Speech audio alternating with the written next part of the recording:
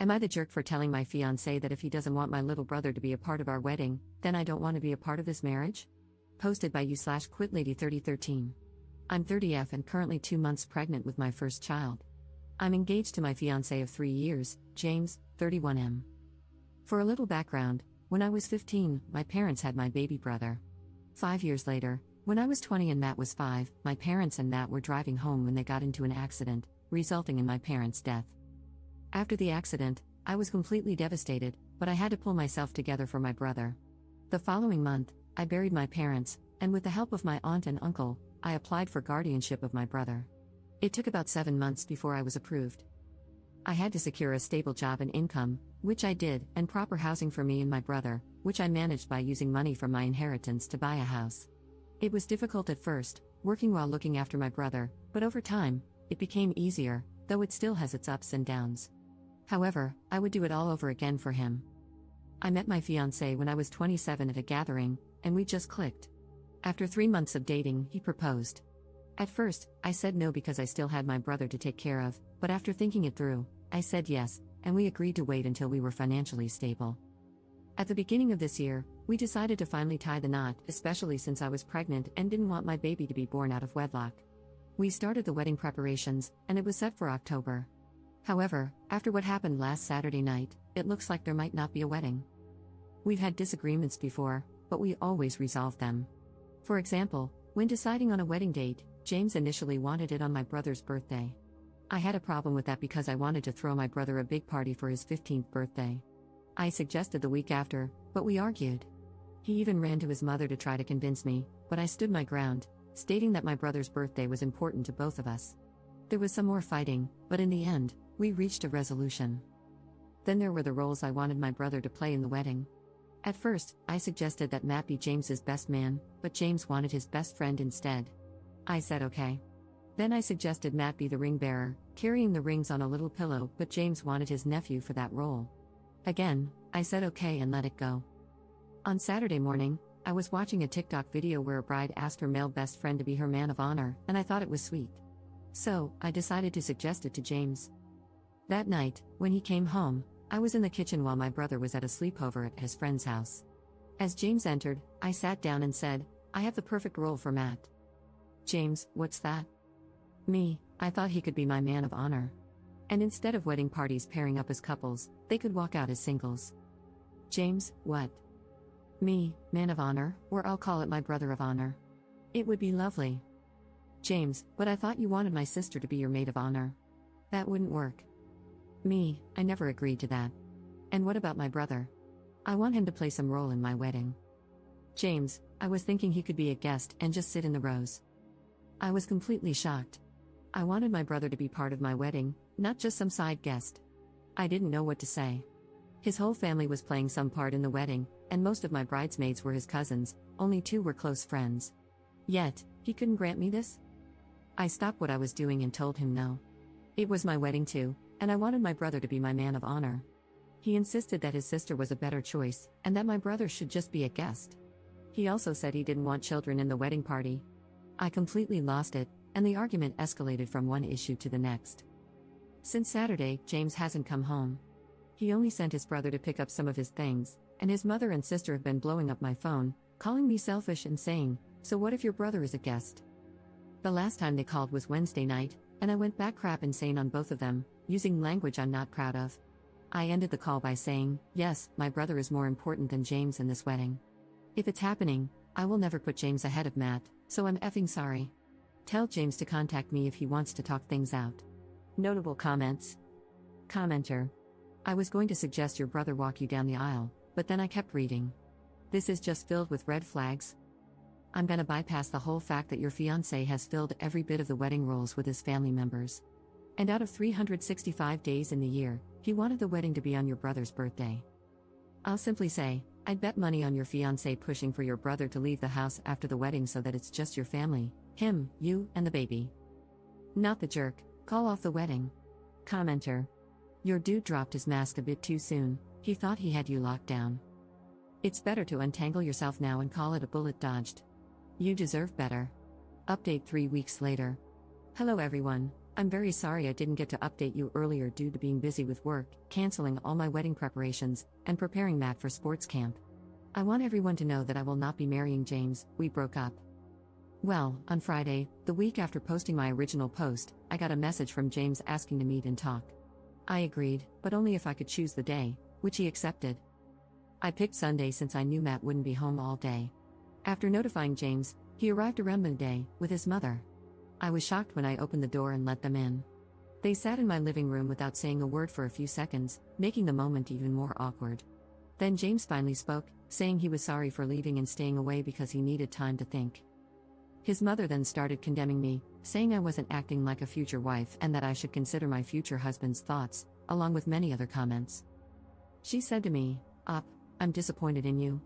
You're getting married, and you need to stop acting like this toward your future husband. I scoffed at that, then turned to James and asked what his problem with my brother was. It turned out his issue was that I was giving more attention to my brother than to him. He sat there silently for a while before finally stating that he wanted a life with me and our unborn child, but not with Matt.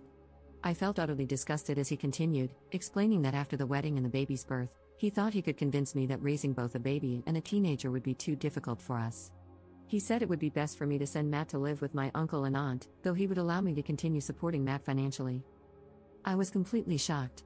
Before he could say anything else, I told him, sorry, but no, that isn't happening. My brother isn't going anywhere. I stood up, took off the ring, handed it back to him, and told him it was over. Both he and his mother immediately started arguing, saying I didn't have to do that, and that I would regret my decision. James began crying, begging me to reconsider, but I simply walked to the door, opened it, and gestured for them to leave. A few minutes passed before they finally walked out, with James still crying and pleading while his mother called me nasty names. Later that evening, his sister and mother blew up my phone, cursing me out. I only responded to tell them to have James come pick up his remaining belongings.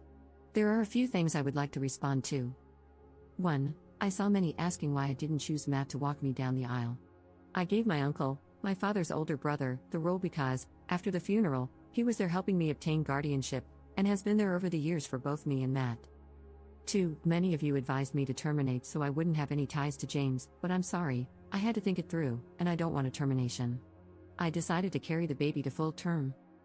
3. As many of you stated, I should sit down and talk to my brother to see if James ever mistreated him when I wasn't around, which I did. However, he said no, that James mostly ignored him, and he did the same. Plus, I also told him that the wedding is off. Relevant comments. Commenter. Get a lawyer now or leave the state before the baby is born. You do not want to deal with these people any more than absolutely necessary. Ops response. I will consider those options, but right now, I will focus on the pregnancy, my health, and my brother. Commenter. You've absolutely done the right thing in protecting Matt. But my question now is, what are you going to do about the baby since you're carrying to term? Are you going to give the baby up for adoption? Are you going to try to co-parent with James and his crazy family, who he clearly can't keep out of his business? Ops response. Thank you, but it's a no for adoption. If James doesn't step up, I've already raised a child alone, and I can do it again. Commenter. The problem isn't whether James steps up or not, he'll fight for custody because of his mother, and once he has some, your kid is going to spend 100% of James's custody time with his harpy mother, who will be feeding them a whole lot of lies about you, directly. This is going to be very, very hard for you to avoid because if he fights for custody, even across state lines, he will almost definitely get it. Once the kid is in his custody, he will let his mother do whatever she wants. And if he's taking the kid out of state every summer, all summer, you have a very real problem on your hands regarding what they're going to tell them about you for 2 solid months. I'm not telling you what to do regarding the pregnancy, but you are signing up for decades of misery dealing with these people, and they very well might succeed in turning your own kid against you. Imagine your 10-year-old coming home after 2 months of being raised by your not mother-in-law, crying, I don't get to have 2 parents because you love your brother more than me or daddy. Because that will happen. Ops response. I honestly get where you're coming from, but I'm prepared to fight tooth and nail to get full custody.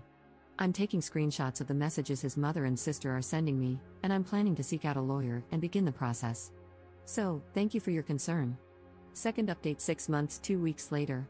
Hello everyone, first and foremost, Happy New Year. It has been a while since my last update, but I'm back to provide some news. I want everyone to know that I gave birth to a beautiful baby boy whom I named after my father, and things have been going well between me and the baby. Matt is excited to have the baby around. My uncle and aunt were present during my labor and delivery, and the day after my son was born, James and his parents visited the hospital. However, I only allowed James to see our son. According to my aunt, James's mother attempted to make a scene but was quickly silenced by my uncle, who threatened her with police action. My aunt and uncle moved in after my discharge and will stay with me until June. That isn't the only update I want to share. Last Friday, James came over to see the baby after asking to talk. He asked if there was ever a chance for us to get back together, to which I immediately said no, telling him that the day I returned the ring was the last time we had a romantic relationship and that all I'm looking for and hoping for from him is a co-parenting relationship. It took 10 minutes before he reacted, but he agreed and left. So, I'm currently looking for and scheduling meetings with lawyers to establish a suitable co-parenting schedule for us, which I hope he agrees to. Aside from that, I'm looking forward to raising and providing for my baby and Matt so they can have the best life possible. I'll keep everyone posted on any updates, and once again, thank you for all of your comments and support. Notable comments. Commenter. Congrats Op, so glad you, the baby, and your brother are happy and doing well. Make sure you get sole custody and supervised visits for James so his mother and sister don't get any time alone with your son. They'll be a disruptive and dangerous influence on him. Include clauses stating that your child and brother son should be raised by your aunt and uncle in case of an unexpected death, and if your brother is of legal age, he can be considered as well. Don't underestimate the grandma or sister, they'll dig in for a fight, and I wouldn't be surprised if they tried to abduct him if they thought they could get away with it. As another poster mentioned, make sure all their unhinged behavior is documented, the calls, texts, outbursts at the hospital and your home, so it can help with your custody case. Even consider a restraining order against those two harpies for all the abuse they heaped on you while you were pregnant. But make no mistake, that beach will continue to come for you and the baby. Keep your guard up and fight.